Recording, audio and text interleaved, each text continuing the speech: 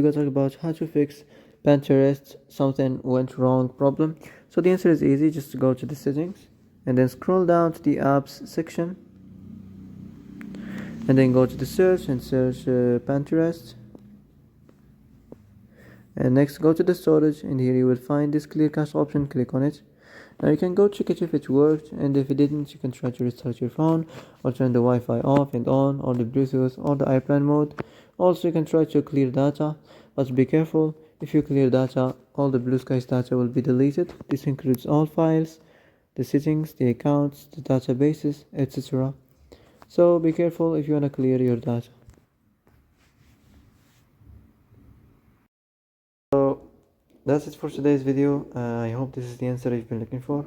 If you like this video, don't forget to like and subscribe, and see you in the next video.